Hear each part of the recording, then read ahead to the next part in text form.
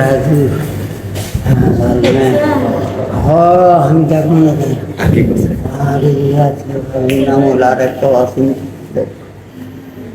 মারছে রাজু খুনি আসামি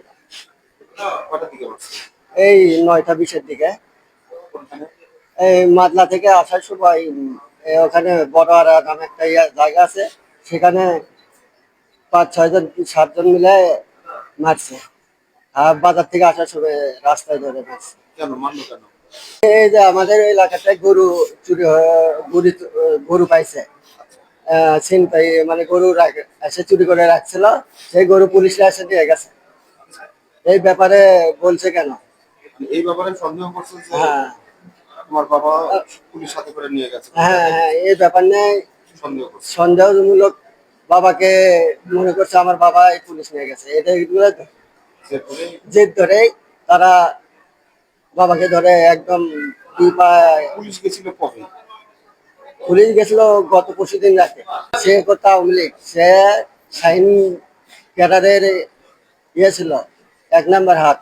তাকে এই কথা বলার কারণে সে মনে করলেন আমার পুকুরের মাছ পর্যন্ত চুরি করে মারে, রাতে বিরাতে এলাকায় সব চুরি করে। এর সাথে যেগুলো যারা থাকে সব চোরের সাথে সংযুক্ত, আবার মাদক ব্যবসাও করে। ওনার সাথে দ্বন্দ্ব গত 25 দিন আগে পুলিশ আসছিল, শেরপুর নন্দীগ্রাম সহ সাধনপুর আসে গরু আসামি ধরে, গরু চুরি আসামি ধরে, গরু ধরা করছে, প্লাস নিয়ে গেছে। হ্যাঁ, নিয়ে যাওয়ার পরে সেটা নিয়ে কালকে নাকি হয়েছে, হওয়ার পরে আজকে ওরা রাত্রে প্ল্যান করছে, রাতে মারবে।